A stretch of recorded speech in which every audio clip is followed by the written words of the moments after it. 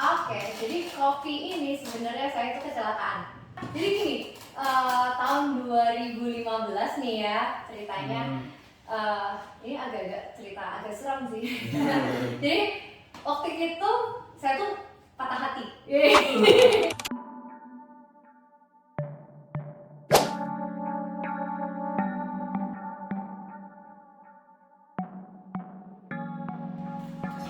Oke, assalamualaikum warahmatullahi wabarakatuh. Kembali lagi di acara Bitalk di episode kedua.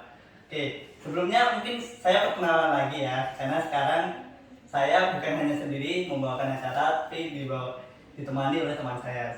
Perkenalkan dulu, saya Fajar Diki Darmawan Dan saya Raffi Adira. dan kami akan membawakan acara Bitalk kali ini. Nah, mungkin bisa saya perkenalkan dulu untuk narasumber yang sekarang. Silakan Mbak Bunda bisa memperkenalkan diri. Oke, halo, nama saya Aurora Ponda. Saya owner dari Timur Kanekora Coffee Roaster. Oke, sebelumnya saya mau berterima kasih kepada Mbak Bunda karena telah bersedia untuk menjadi narasumber pada podcast kali ini. Oke, tadi kan sudah perkenalannya baru nama saja sama namanya ya Mbak. Mungkin bisa dijelaskan apa background Mbak Bunda ini? Kan Mbak Bunda ini sebagai pelaku UMKM Timur Kanekora yang berpusat pada kopi. Coffee Roaster. Oke, mungkin itu bisa dijelaskan apa bisnis kopinya Mbak Bunda bagaimana? Oke. Jadi selama ini kalau di kita ini tahunya kopi itu kan ada dua macam ya. Kalau nggak petani kopi, selanjutnya itu bisnis kafe gitu kan. Iya, Paling terkenal kafe itu sih, Mbak. Iya, biasanya kan kafe kopi itu identik dengan kafe. Nah, kalau kami itu ada di tengah-tengah nih antara kopi kafe sendiri, kopi dari kafe sama petani. Jadi proses kopi itu sebenarnya ada beberapa macam, yaitu dari petani itu membuat kopinya sampai akhirnya dipetik, lalu ada yang namanya prosesor, yaitu mengubah kopi yang petikan tadi untuk selanjutnya jadi yang disebut green bean, jadi kopi yang belum disamprai. Nah, prosesor ini mungkin sedikit cerita saya ya. Jadi di prosesor ini kadang-kadang mereka juga jadi satu dengan petani, tapi ada juga yang petani dan prosesor itu jadi satu. Jadi ada petani yang sendiri, terus prosesor sendiri, tapi ada juga yang petani dan prosesor itu jadi satu kayak gitulah. Nah, lalu di sini itu kualitas kopi itu benar-benar dibentuk gitu. 60% dari kopi yang teman-teman minum itu tuh awalnya dari sini, petani dan prosesor. Lanjutnya setelah itu baru dia masuk ke yang namanya coffee roaster. Nah, ini usaha saya. Nah, di sini jadi kami itu merosting kopi mentah jadi kopi matang. Kopi mentah yang disebut dengan green bean itu tadi. Nah, jadilah kopi matang. Kopi matang ini yang nanti kita jual ke coffee shop maupun ke teman-teman penyuka kopi, baik itu dalam bentuk biji kopi biasa maupun dalam bentuk kopi bubuk. Nah, di coffee roaster ini kami itu 30% dari kualitas kopi itu ada di kami. Nah, barulah 10%-nya itu ada di barista atau di kafe itu sendiri. Oh, jadi biasanya orang kan ngenalnya kopi, oh ini belajarnya gimana cara bikin kopi yang enak, gimana cara ngeroast pas nyeduhnya itu ya. Kita biasanya orang ini biar enak, padahal sebenarnya kunci utamanya itu malah di bagian petani dan petaninya. di roastery gitu. Jadi kalau petaninya kopinya udah salah petik duluan nih gitu kan. Nah, itu masih bisa dipoles dikit lah di roastery. Nah, kami itu harus tahu nih tingkat kelembapannya mereka itu berapa. Terus habis itu ini tuh biar si barista nanti bikin kopi, kan nge-roasting untuk kopi susu sama kopi hitam kan beda nih gitu kan. Nah, disitulah peran penting kita. 30% itu ada di kami itu ya seperti itu. Jadi dalam artian kopi ini cocok untuk apa ya, nanti barista itu maunya apa ya, kayak gitu. Jadi ibarat kata itu ini udah ada perempuan nih gitu ya. Kalau kita ibaratnya perempuan gitu ya, perempuan udah oke, tinggal ngepolesnya itu gimana. Nah, itu tinggal di tugas barista aja sih, mau kelihatan cantiknya cantik yang kayak gimana. Nah itu tinggal di barista kayak gitu. Tapi saya pernah dengar juga Mbak, ini bahkan kalau kopi itu mau menghasilkan rasa yang enak, bahkan dari cara metiknya, jamnya itu juga berpengaruh apa enggak sih sebenarnya? Kalau apakah jamnya itu berpengaruh atau enggak, sebenarnya lebih ke bukan masalah jam petiknya ya, tapi pohon kopi ini dipengaruhi dari dia tumbuh di sekitar tumbuhnya tuh apa. Oh gitu. Terus abis itu dia menghadapnya itu dia kena matahari pagi atau sore kayak gitu sih, lebih ke, tapi yang paling dominan dari itu semua selain ketinggian juga jadi pengaruh ya, itu lebih pada tanaman sekitarnya. Nah yang membentuk rasa kopi itu jadi ada, kalau kita tahu kan ada rasa fruity, ada rasa flower gitu kan, ada rasa apa nati gitu. Nah itu dari malah tanaman sekitarnya itu yang membuat kopi itu jadi menarik sih. Oh, jadi ini membenarkan mispersepsi di kalangan orang-orang sekarang nih, bahwa kita harus bikin kopi dengan sempurna, merosting, padahal sebenarnya kunci aslinya itu ada di petaninya itu. Bukan yang mungkin 10% tadi ya produsen. Ya sebenarnya kalau di roastery ya juga, maksudnya dalam artian gimana caranya kopi yang mungkin kualitasnya agak sedikit di bawah gitu ya, ataupun kopi ini ada hama, itu kan kita harus mikirin juga hamanya dengan yang tidak hama. Terus habis itu kami harus ngerostingnya ini apakah dark ataupun enggak dark gitu kan. Terus apakah kopi ini mau dibikin pahit atau enggak pahit, ini dengan ya itu sih masih kami yang ngelola gitu ya. Tapi kalau untuk lebih lanjut sebelum itu nggak akan yang namanya roastery itu bisa ngeluarin rasa kayak yang flower ataupun rasa yang fruity gitu. Kalau tanamannya soalnya coba aja ya, ini kita bicara tentang semuanya kayak kopi di Bali gitu ya, terutama di daerah Ubud kayak gitu. Itu kan rasa orange-nya itu lebih keluar gitu kan, karena emang sekitarnya itu banyak orange-nya. Nah terus abis itu di roasting gitu kan ya. Terus ada orang yang minta, saya minta Bali yang rasanya bunga mawar, kan nggak mungkin kan ya. Bagaimana kita udah kami berusaha gitu kan ya secara roastery gitu. Saya gimana caranya gitu kan, kalau petaninya aja nggak ditanam di sekitar mungkin harus pindah lahan. Jadi kayak gitu sih kalau menurut saya. Jadi kami juga punya keterbatasan sebagai roastery gitu lah. Seperti itu kurang lebihnya. Oke. Jadi bisa dibilang ini Mbak Fonda ini di tengah-tengah antara petani sama coffee shop. Ya. Jadi dari biji mentah itu dikirimkan ke Mbak Fonda mengolahnya menjadi biji matang yang nantinya akan dikirim ke coffee shop itu. Iya, betul. Oke, mungkin pertanyaan selanjutnya ya Mbak ya. Nah, ini kan Mbak Fonda kan mengelola bisnis kopi ya.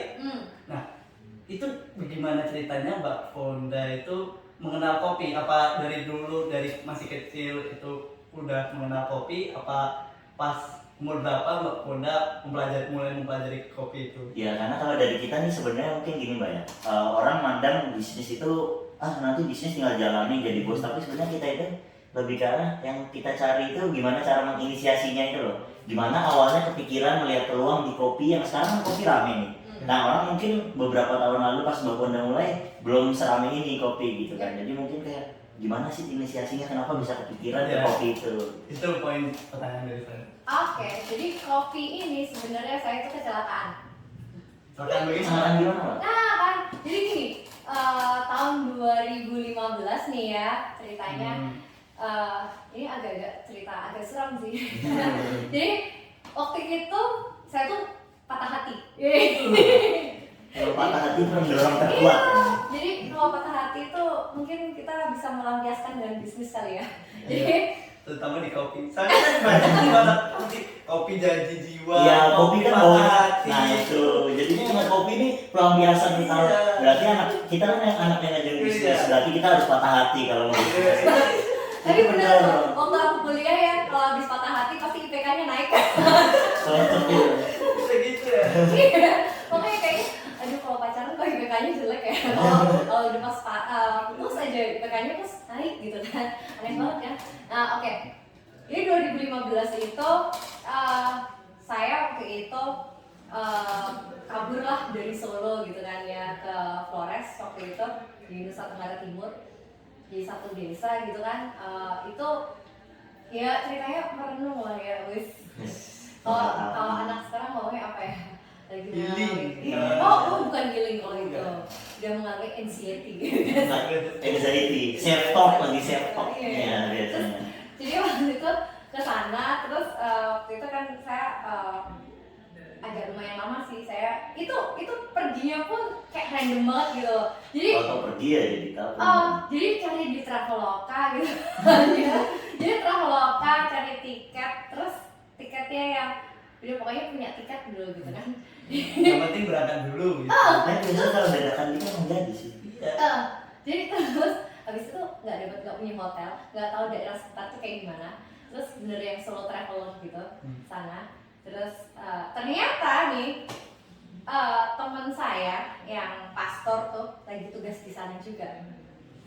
Terus habis itu saya tinggal di pastoran gitu kan. Di pastoran itu tuh di sekitarannya itu banyak banget kebun kopi.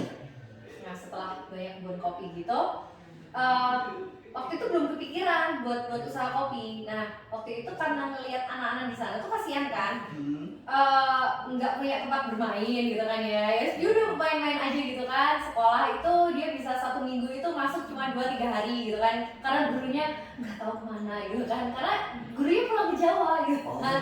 Ya, jadi terus abis itu listrik 24 jam kan ya, 20 jamnya mati, 4 jamnya hidup gitu. Jadi Kirain 24 jam. ya, terus habis itu kan anak tuh kayak kebanyakan gabutnya gitu. Nah terus akhirnya kayak ini anak-anak perlu dibikinin ini nih, perpustakaan gitu kan. Bikinlah kita, aku sama teman-teman di Jawa gitu kan. Waktu itu masih di sana. Oke deh kalian kirim buku ya gitu kan, kirim buku gitu kan. Nah, kirim buku, mereka anak-anak tuh kalau sore gitu, saking gabutnya mereka gitu kan, ngebaca buku kan di tempat kita gitu. Terus kita ngajarin kayak matematika, bahasa Inggris kayak gitu. Terus jadi lumayan ya kata hatiku bisa tersalurkan. Iya.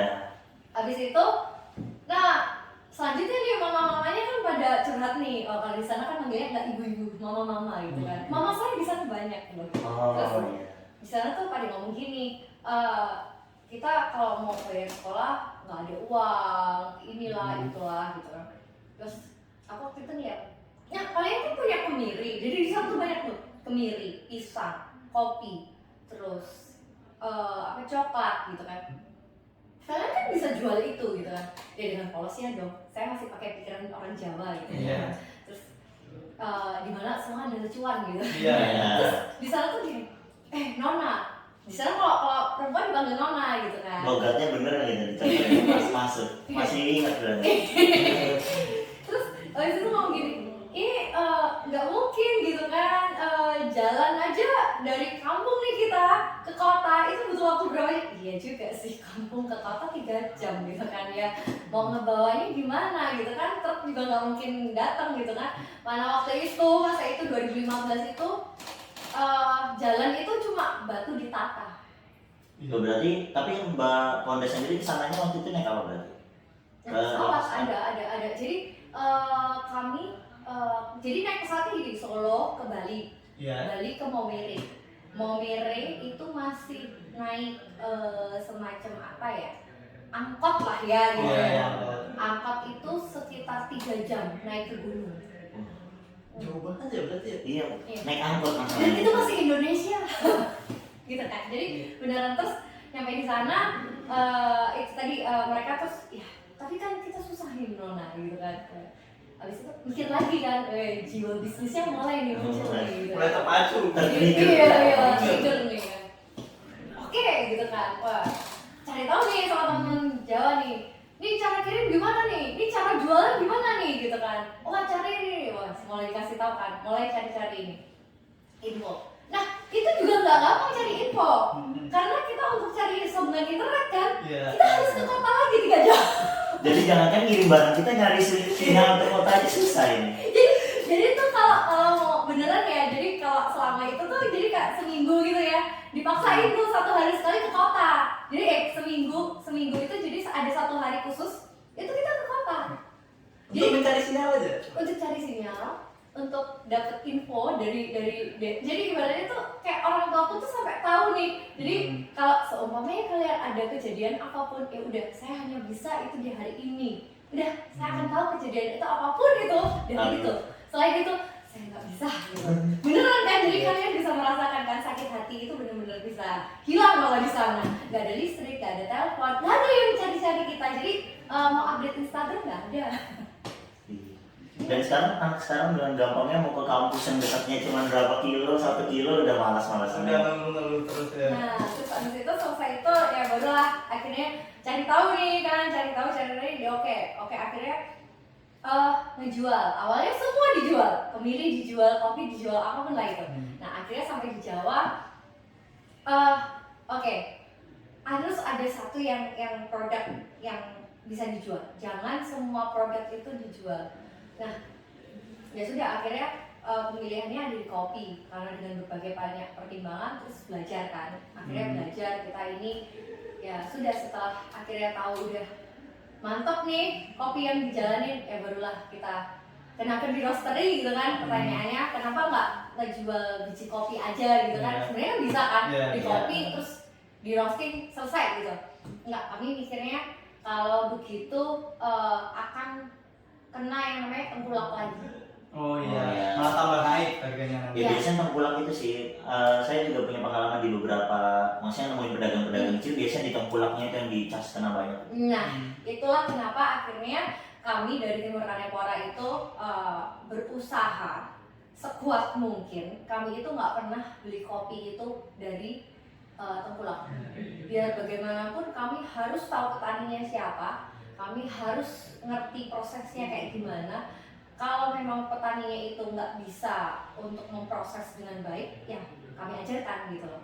Jadi itu semacam ya bisnis kami itu bisa dibilang ya sustainable dengan jadi nggak hanya kami aja tapi juga dengan petani kami sama-sama menjalin hubungan yang beda lah kalau itu ada tengkulak di dalamnya seperti itu sih. Nah, ini berarti jadi yang kita tangkap kali ini nih teman-teman, Mbak Ponda ini dulu pertama mengenal kopi itu pertama berarti nggak langsung kopi tapi semua dijual terus nemu pasarnya mana kan ibaratkan menebar jala sama ini kan ceritanya dari patah hati. Nah pas buat bisnis juga kayak gitu menebar jala semua dikejar ternyata yang cocok itu kopi. Terus juga ada satu lagi yang kita tangkap nih berarti nama usahanya Mbak Ponda dari kan Timur Kanepora itu karena ngambil kopinya dari Indonesia Timur. Iya karena kami usaha kami itu benar-benar berhutang jasa dari orang-orang timur. Saya terutama itu benar-benar belajar dari orang timur, belajar bagaimana mereka itu kopi itu saya tahu dari orang-orang timur gitu. Nah, kenapa Kanepora?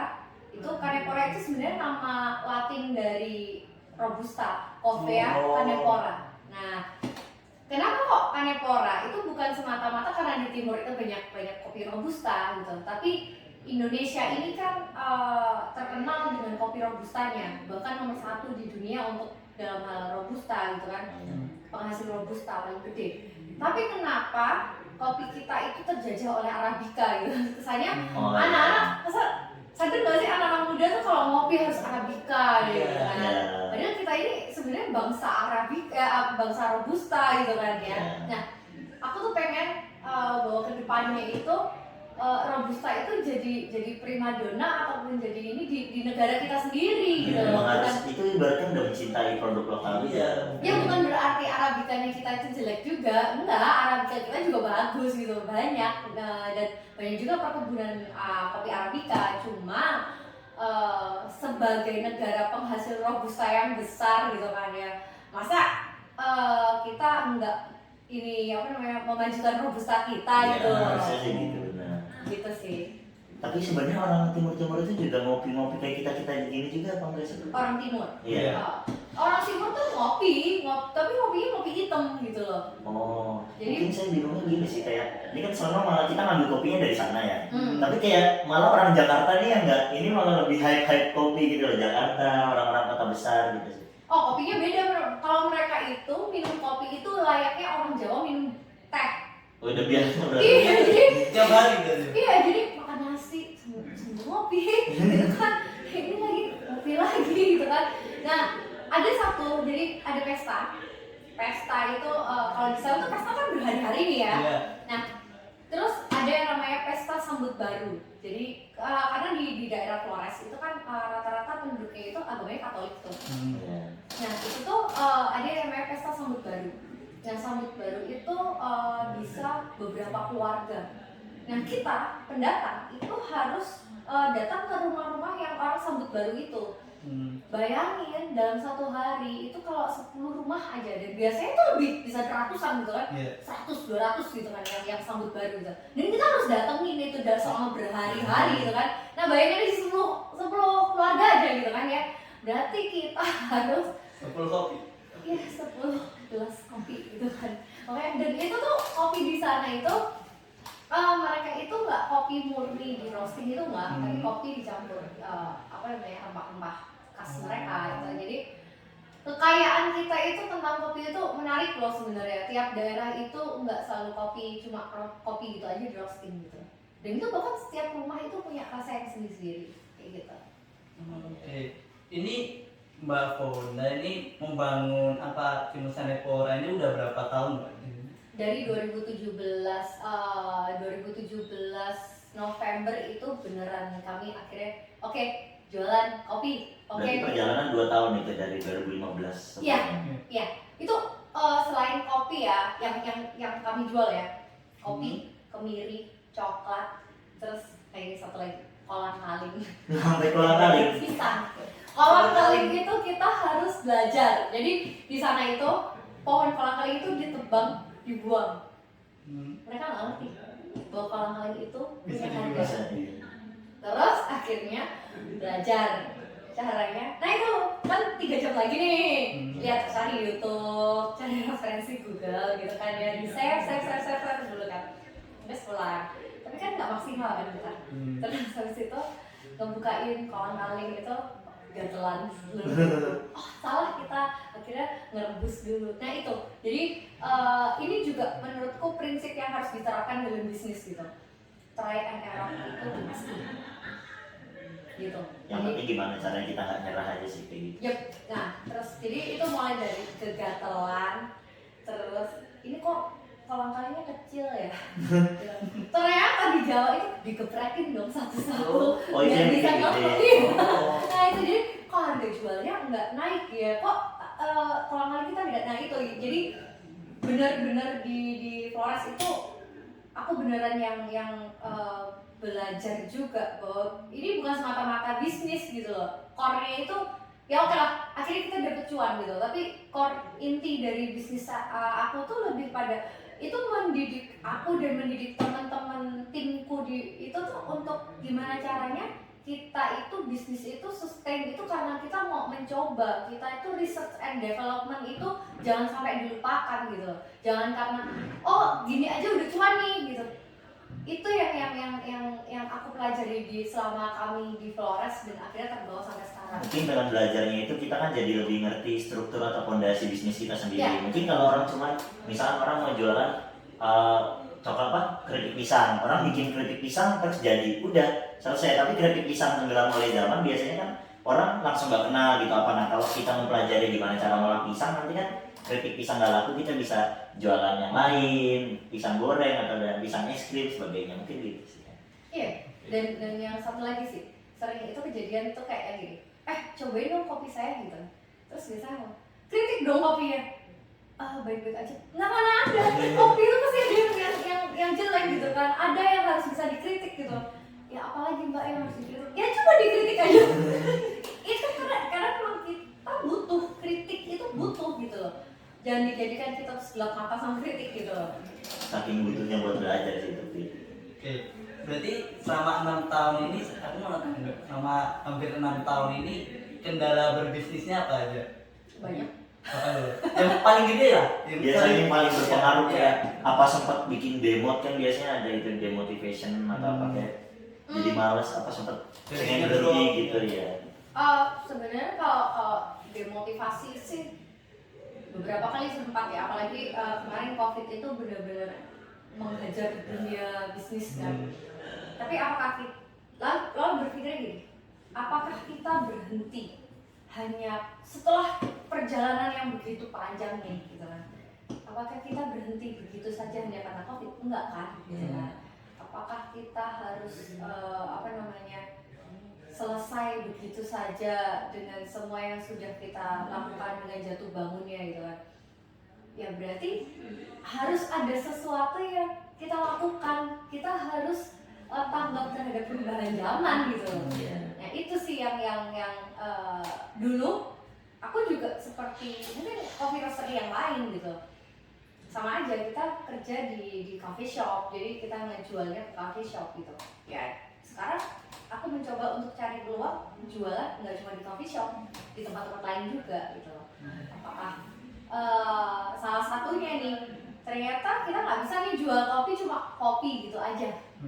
Ternyata itu kopi itu bisa dijadiin hampers, bisa dijadiin semacam kayak untuk kayak di hotel-hotel ataupun itu ternyata banyak peluangnya. Nah itu yang akhirnya mengubah dari keadaan COVID itu tadi. Oh iya, ternyata jualan saya selama ini seperti ini. Saya harus berubah juga nih karena dengan keadaan COVID gitu kan. Kan yang sebagai pemilik bisnis itu kan bukan cuma kita, tapi ada orang di belakang kita, ada tim kita. Bayangin nih, mungkin kalau tim kita yang masih lajang-lajang nggak begitu kepikiran ya. Tapi bayangin nih, kalau usaha kita semakin gede nih, terus tim kita yang mulai dari zaman piyik kita ikut sampai akhirnya kita udah gede gitu, dia mungkin menikah, punya anak, punya tanggungan. Anggaplah satu orang pegawai dengan satu pasangan dan 2 anak. Berarti satu orang yang bekerja ini itu kan memberi makan untuk 4 orang.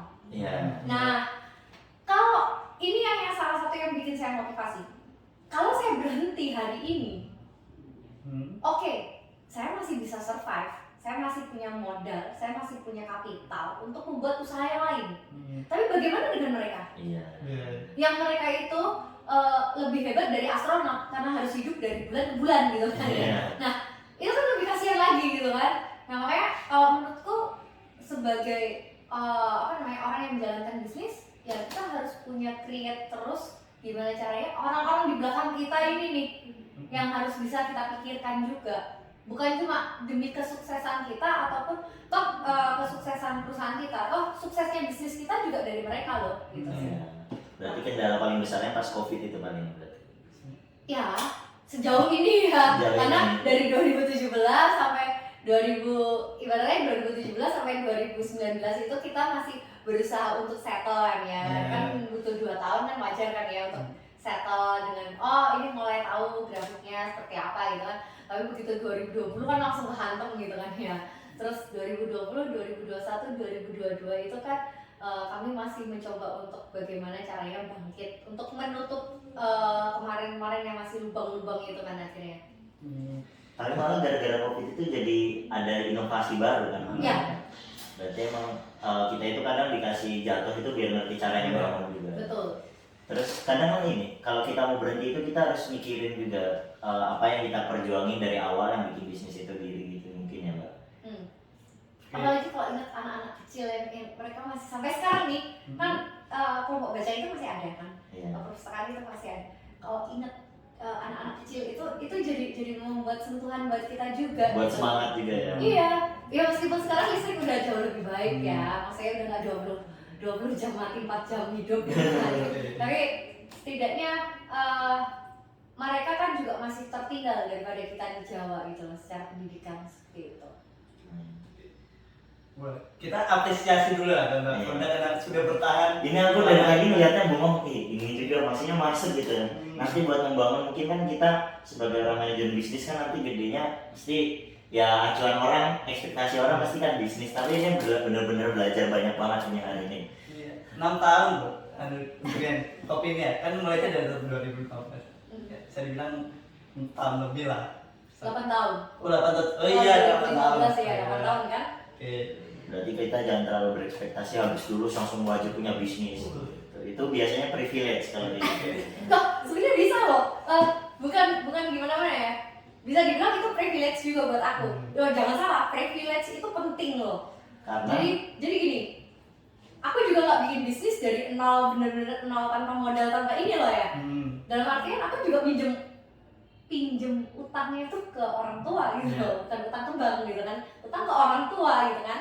Nah, jadi kan itu privilege juga. Aku bisa utang ke orang tua gitu loh. Belum tentu loh semua orang itu bisa utang ke orang tua kan, bisa jadi mereka harus bahkan untuk usaha modal aja saya nggak ada apa-apa gitu kan. Ini ada satu pengalaman temenku, itu beneran yang dia nggak punya modal sama sekali. Itu juga, jadi jangan dibilang bahwa privilege itu sesuatu yang salah juga, ataupun privilege itu sebagai sesuatu yang ya kamu kan dapat privilege gitu kan, dengan kamu dapat modal duluan gitu. Cuma kalau kamu dapat modal tapi kamu nggak bisa ngembangin juga buat apa? Sebenarnya Salahnya itu sih sebenarnya. Iya kan?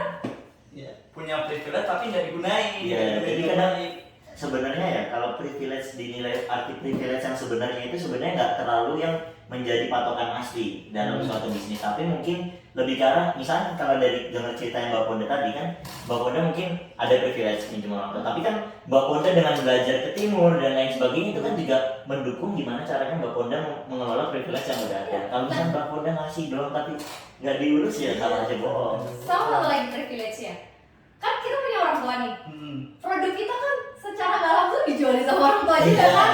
Ini lo produk anakku gitu kan. Nah itu juga privilege loh. Jadi jangan salah apakah itu jelek ataupun malah kalau kita kayak aku punya adik ya 2 gitu. Nah adikku kan sukanya juga kakakku bikin kopi loh. Itu juga privilege gitu loh. Privilege dari sisi keluarga ya. Iya, jadi kita punya keluarga yang mendukung usaha kita. Itu sudah sangat amat bersyukur, terlepas dari modalnya juga dari orang tua gitu loh.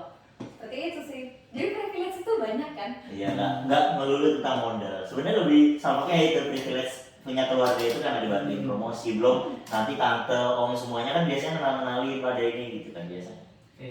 Oke, untuk pertanyaan selanjutnya, prospek Timur Sanepora ini untuk 5 tahun ke depan itu gimana Mbak? Untuk rencananya, kan kita sebagai pembisnis kan juga harus ada yang direncanain gitu, bukan hanya stuck ya udahlah jalanin aja gitu. Yep. Mimpi yang sampai sekarang belum kecapai nih. Itu aku tuh sebenarnya pengen banget bikin, aku nggak muluk-muluk bahwa aku jadi tempat pendidikan di mana yang kita bisa ngeluarin sertifikat, enggak sih. Itu masih terlalu jauh lah, karena kalau LPK itu kan tanggung jawab moralnya lebih tinggi ya. Tapi setidaknya aku pengen, aku punya suatu tempat galeri di mana itu bisa jadi orang datang berkunjung kopi gitu kan, itu tuh nggak cuma sekedar minum kopi udah selesai pulang gitu. Aku pengen bahwa di situ tuh aku bisa mengedukasi mereka juga tentang kopi, tentang kopi itu kayak gimana aja sih, kopi itu dari mana. Jadi itu juga bentuk penghargaanku pada para petani. Jadi kopi itu ketika mereka itu bersusah payahnya kayak gimana sih petani itu gitu kan, bersusah payahnya orang-orang roaster itu kayak gimana sih, terus bersusah payahnya orang-orang barista tuh kayak gimana sih gitu.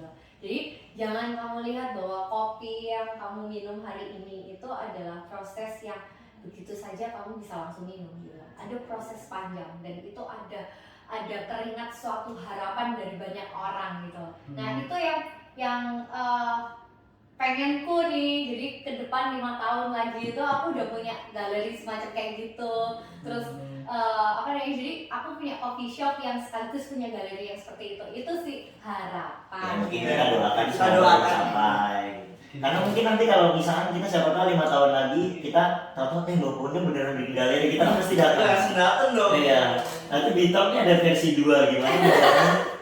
Mbak Bitok versi 2 bersama Mbak Ponda gimana membangun galeri kopi ini, perjalanannya gimana? Nanti ada lagi. Oke.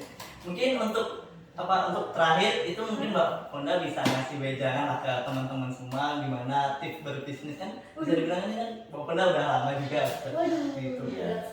Apa nih Pak, ibaratkan punchline yang buat kita langsung menohok gitu, langsung menusuk buat berbisnis gitu. Langsung terbakar untuk berbisnis. Mungkin yang bisa aku bilang sih cuma ya ini nggak menggurui ya, cuma sekedar sharing aja. Kalau bagiku ketika kita punya bisnis itu yang penting adalah kita tahu